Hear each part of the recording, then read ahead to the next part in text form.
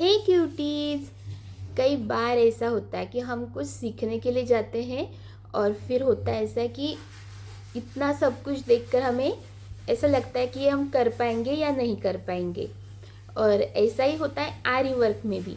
आरी वर्क में भी हो सकता है कि आप आरी वर्क की डिज़ाइन देखकर ऐसा लगे कि मुझे सीखना चाहिए, लेकिन कैसे करेंगे और ये डिफ़िकल्ट तो नहीं होगा ना, ऐसा हम सोच सकते हैं। तो देखिए, आज जो मैं चीज़ आपको बताने जा रही हूँ, सिर्फ उतना आपने समझ लिया तो 80% वर्क, आरी वर्क आपने जान लिया, ऐसा समझ जाइए। क्योंकि जो चीज़ आज मैं आपको बताने जा रही हूँ, जिस चीज़ का हम क्लास ले रहे हैं, अगर वो चीज़ आ गई तो उससे रिलेटेड जो आरी वर्क में डिज़ाइंस होते हैं, मैक्सिमम डिज़ाइन उसी से रिलेटेड होते हैं, तो वो आप अच्छे से सीख जाओगे। तो चलिए जल्दी से हमारी क्लास को स्टार्ट करते हैं, सीखते हैं, देखते हैं आखिरकार ऐसा क्या है जिसे सीखने के बाद हम 80% आरी वर्क समझ जाएंगे। तो चलिए स्टार्ट करते हैं आज की क्लास को। आरी वर्क में हम एक डिज़ाइन बनाने जा रहे हैं। पूरी डिज़ाइन जो कि देखिए, यहाँ पे जरी का थ्रेड लगा हुआ है, यहाँ पे गोल्डन मोती हमने लगाए हुए हैं, शुगर बीट्स लगाए, वाइट मोती हमने लगाए हुए हैं। तो ये सभी वर्क जिस चीज़ पर आधारित है वो आज हम सीखने वाले हैं। बहुत ही सिंपल है।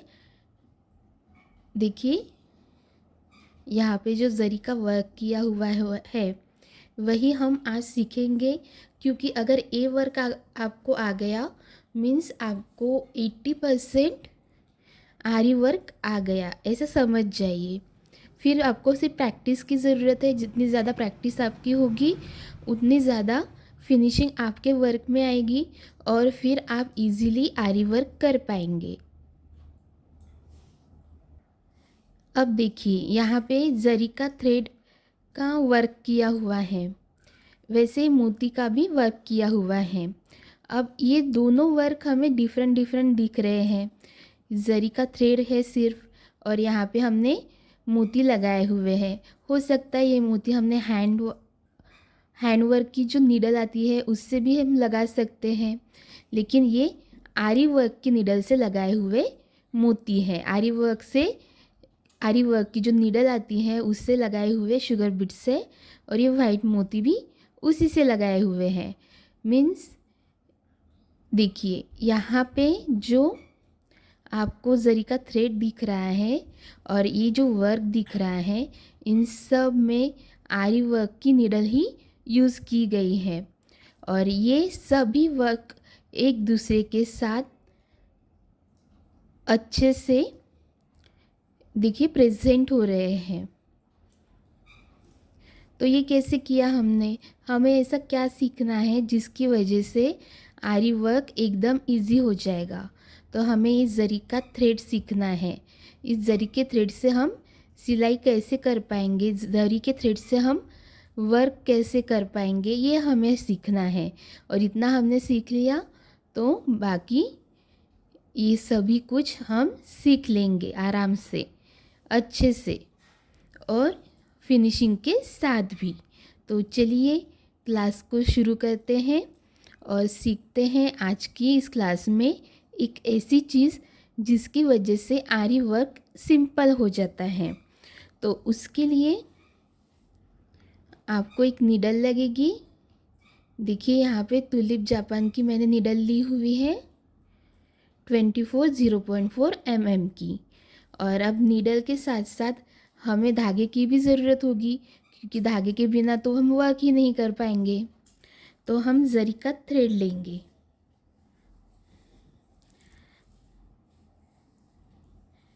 तो देखिए, मेरे पास ये भी जरी का थ्रेड है और ये भी जरी का थ्रेड है। तो ये जो वर्क मैंने किया हुआ है वो इस जरी के थ्रेड से किया हुआ है, और अभी मैं इस जरी के थ्रेड से आपको वर्क सिखाऊंगी। तो सेम ही स्टिच है, अगर वो आपको आ गई तो आप ये मोती भी लगाना सीख जाओगे। तो सबसे पहले ये जो धागा होता है जरी के थ्रेड का, उसकी एक नोक पे हमें गांठ डालनी होती है। देखिए ये गांठ लगी हुई है, ऐसी गांठ आपको लगा लेनी है। उसके बाद इसे पकड़ना कैसे है,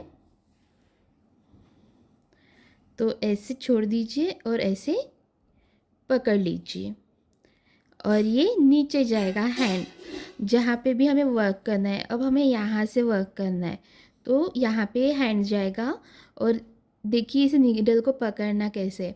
अब यहाँ पे नंबर है, वहाँ से मैं पकड़ूंगी तो देखिए कुछ भी खींचा नहीं आ रहा है। जब तक ये खींचेगी नहीं हमारी जो नीडल है उसमें ये धागा जाएगा नहीं, तब तक ये ऊपर आएगा नहीं। तो हम इस नीडल को थोड़ी सी पलटा लेते हैं। अब देखिए जहाँ पे नाम लिखा हुआ है वहाँ पे अंगूठा लगा लिया और फिर इस धागे को ऐसे खींच लिया। यानी कि आपको कैसे पकड़ना है, जहाँ पे नाम दिया गया है वहाँ पे अंगूठा रखिए और शेष उंगलियाँ कुछ इस तरीके से रखिए। फिर देखिए ऐसा धागा फंस जाएगा और ऊपर खींचा चला आएगा। तो चलिए इसे देखते हैं कि ये वर्क कैसे करेगा। अब देखिए यहाँ पे इंसर्ट कर दी मैंने नीडल को और ऐसे खींच लिया।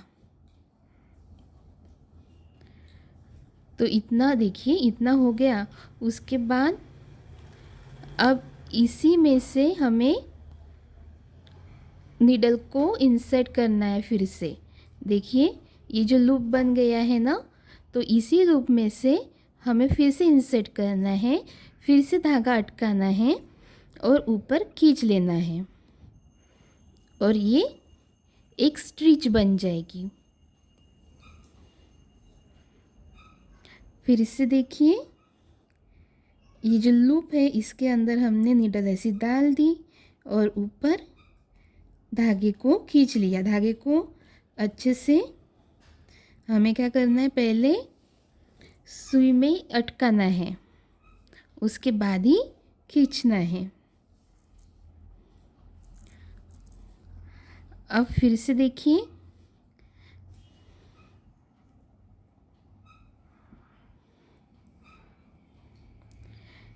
यहाँ से हमने फिर से यहाँ पे इंसर्ट किया, लूप में से ही इंसर्ट करना है और फिर खींच लिया।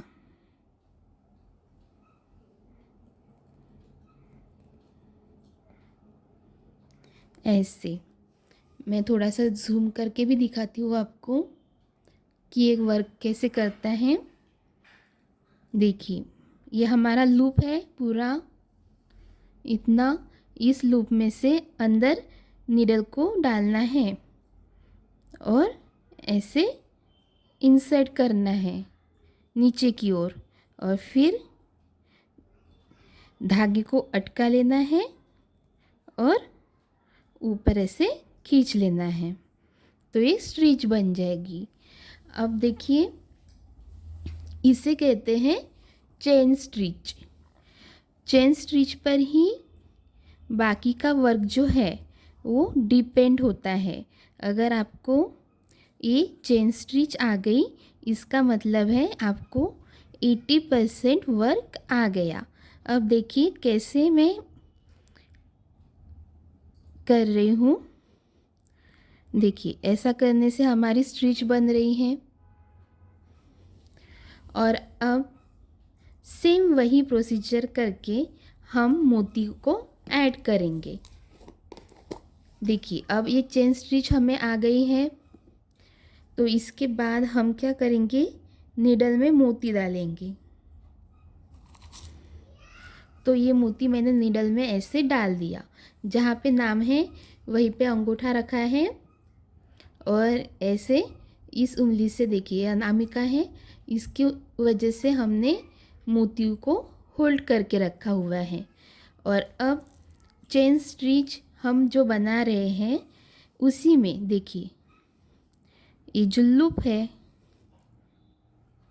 ये लूप जो आपको दिख रहा है उसी में आपको क्या करना है, नीडल फंसानी है। और उससे पहले ये जो आपको दिख रहा है लूप, इसको ऐसे पकड़ना है, इसको भी खींचना है, इसको ऐसे पकड़ के खींचना है। देखिए ये जो लूप है पूरा, उसको ऐसे पकड़ के खींचना है और मोती को धकेल देना है। उसके बाद देखिए ये लूप ऐसा दिखेगा फिर, और फिर इसमें अंदर हम फिर से चेन स्टिच ही देंगे। तो देखिए ये जो मोती है वो भी लग गया। देखिए फिर से, अब इसमें फिर से हमने लूप में क्या किया, नीडल को डाला और ऐसे धागे को निकाल लिया। चेन स्टिच आगे शुरू हो गई।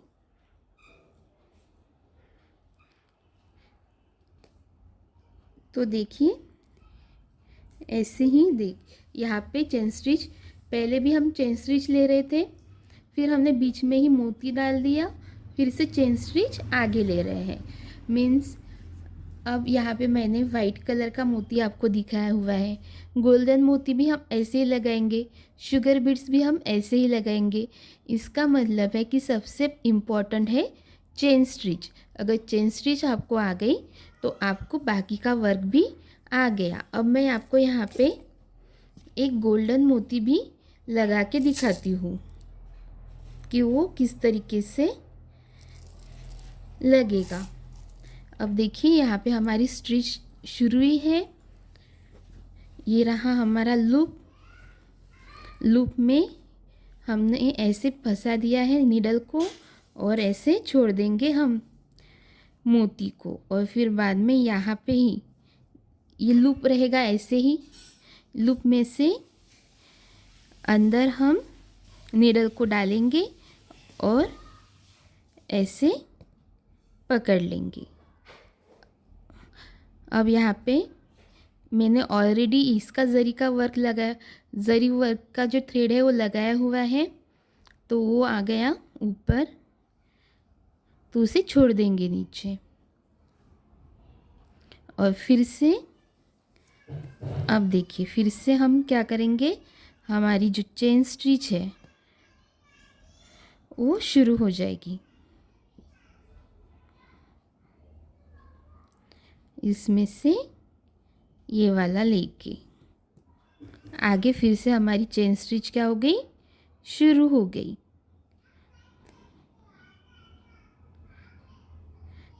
सो इसका मतलब यही है कि अगर आपको चेन स्टिच अच्छे से आ गई है तो आप बहुत सारा वर्क अच्छे से कर सकते हैं। तो ये देखिए यहाँ पे मैंने एक कुइरी का आकार लिया हुआ है और उसमें मैंने मोती डाले हुए हैं, चेन स्टिच डाली हुई है। ये चेन स्टिच यहाँ पे मैंने डाली हुई है। ऐसे हम यहाँ पे कर रहे थे। फिर यहाँ पे मोतियों का वर्क किया हुआ है, तो ऐसे ही यहाँ पे कर दिया। फिर यहाँ पे हमने गोल्डन मोतियों का वर्क किया हुआ है, वैसा ही यहाँ पे किया। मीन्स इस पूरी डिज़ाइन में सबसे ज़्यादा इम्पॉर्टेंट जो चीज़ है वो चेन स्टिच है। अगर आपको चेन स्टिच अच्छे से आ गई तो आपको ये वर्क भी आ जाएगा। तो मैं फिर से एक बार बता रही हूँ चेन स्टिच आपको कैसी देनी है। तो ये हमारा लूप, ये बहुत इम्पोर्टेंट है। इसके अंदर नीडल को डालना है और फिर नीचे से ऐसे निकाल लेना है। अब नीचे की साइड भी हम देख सकते हैं कैसे किया। तो यहाँ पे ऐसे इंसर्ट किया, ऐसे रख देते हैं और इंसर्ट करने के बाद देखिए यहाँ पे जब हम जाएंगे तो हमारी सुई देखिए यहाँ पे दिख रही है आपको, ये हमारी नीडल है और इसमें हमें धागा कुछ इस तरीके से फंसाना है। देखिए ऐसा फंस गया। थोड़ा सा जूम करके देखते हैं। देखिए यहाँ पे हमारी नीडल आ चुकी है और हमारा जो धागा है वो पकड़ना है। तो हमारा धागा ये वाला है। तो ये धागा जो है उसको ऐसा राउंड करके, देखिए मैंने राउंड कर लिया और इसके बाद इसमें ऐसे फंसाना है, ऐसा राउंड करके, या फिर आप वैसे ही फंसा सकते। सिर्फ इसमें हमें क्या करना है, जो हमारा धागा है उसे ऐसे फंसाना है और इसे ऐसे ऊपर खींच लेना है।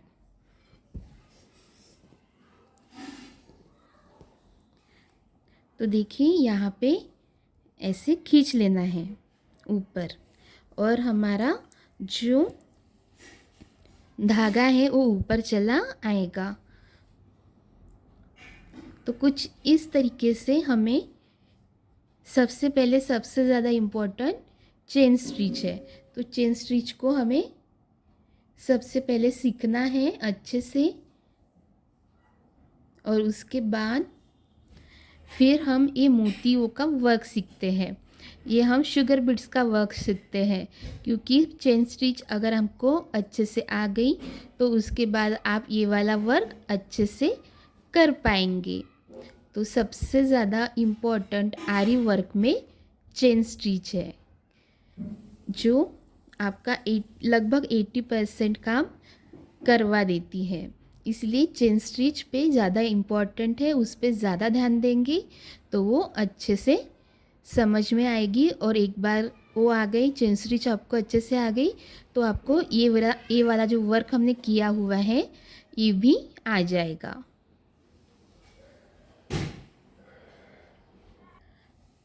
यहाँ पे हमने वाइट मोती भी लगाया और गोल्डन मोती भी लगा लिया और हमारी चेन जो स्टिच हम कर रहे थे वो हम फिर से स्टार्ट करेंगे।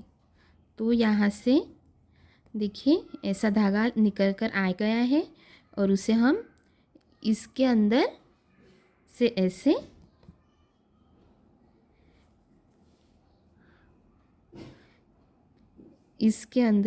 ऐसे ले लेंगे और ऐसी स्टिच हमारी बन जाएगी। अब इसमें हम शुगर बीड्स भी ऐड करके देखते हैं, क्योंकि वो ही रह गए हैं सिर्फ।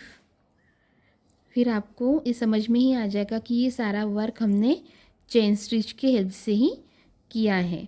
अब देखिए लूप में हमारी सुई को हमने ऐसे फंसा दिया और नीचे हमारा जो शुगर बीड्स है वो चला गया। फिर से हमने यहाँ पे ऐसे धागा ले लिया। तो देखिए सिर्फ एक स्टिच, शुगर बीड्स, मोती, गोल्डन मोती, ये सभी कुछ लगा सकती है। ऐसे ही जो भी वर्क आपको लगाना है, जैसे कि सीक्वेंस वर्क हो गया या फिर कट पाइप्स, कट दाना, ये सब कुछ आप लगा सकते हैं, सब कुछ आप सीख सकते हैं सिर्फ एक स्टिच का यूज़ करके।